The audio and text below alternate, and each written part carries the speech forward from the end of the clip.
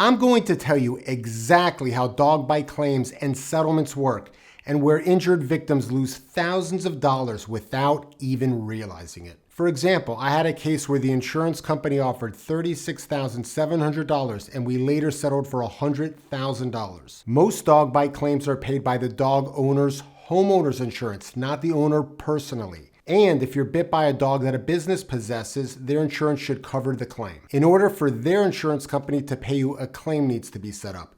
These claims are usually set up after you or your lawyer send a letter to the dog owner for their homeowner's insurance. The dog owner likely won't report the claim to their insurance company unless you send them a letter requesting they do.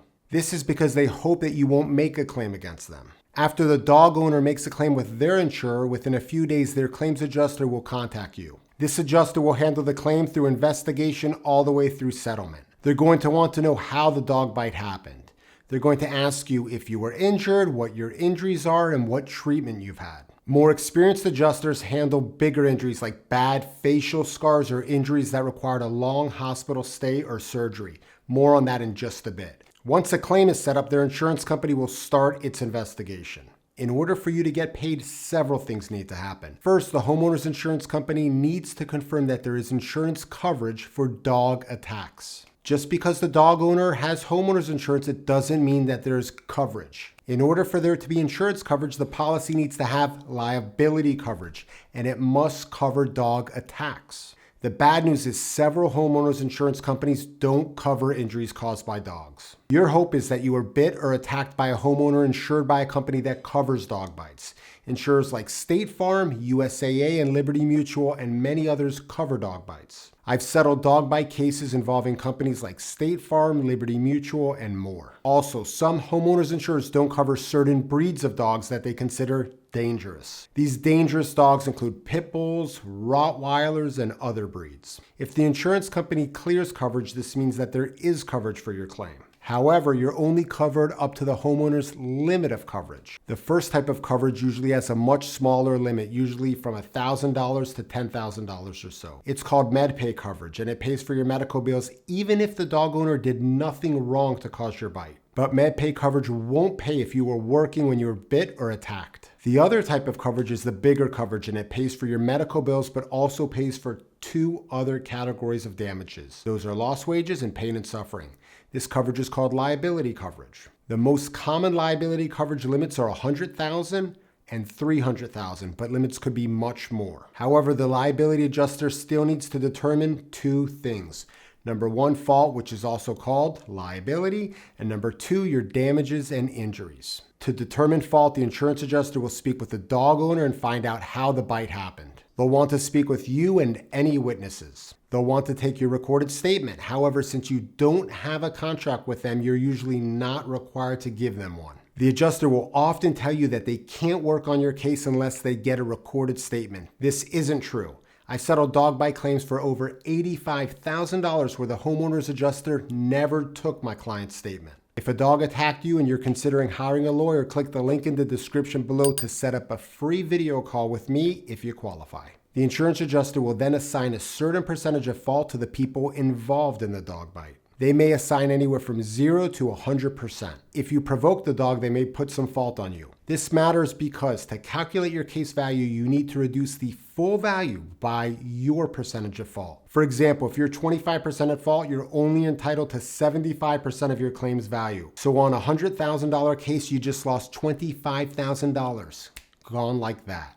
If you're over 50% at fault, then in most states you don't have a personal injury claim against the dog owner. Next, the adjuster will want to get all of your medical bills and records.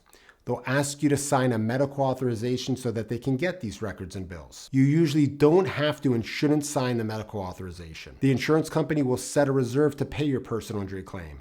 Your goal is to get them to increase the settlement reserve fast. To do this, either you or your lawyer will gather and send them any medical records and bills that show that you're seriously hurt. You'll send photos too, so make sure to take good quality photos and date and time stamp them. It takes time for insurance companies to increase their settlement reserve, and not getting the insurance company your medical records, bills, and photos fast delays your settlement. The insurance adjuster will have a settlement range they can settle your case within.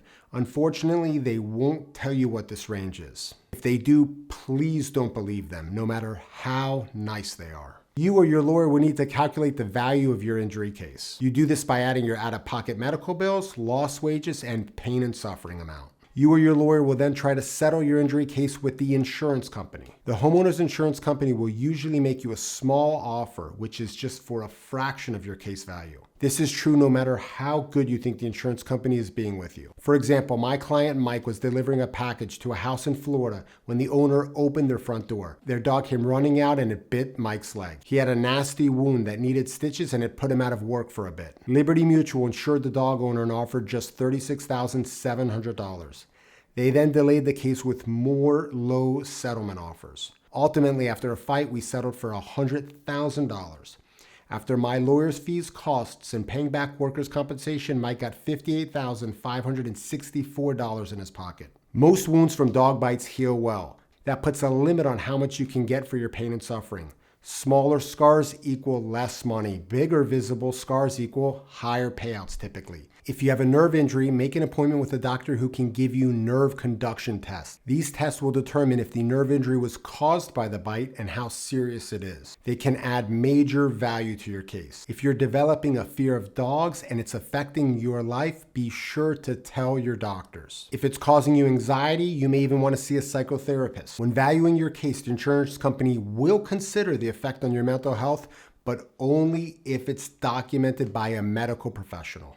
To learn some easy ways to convince the insurance company to pay you top dollar, watch this video here or click on the link in the description below. And if you're thinking about hiring me for your dog bite or attack case, click the link in the description below so that we can do a free video call if you qualify.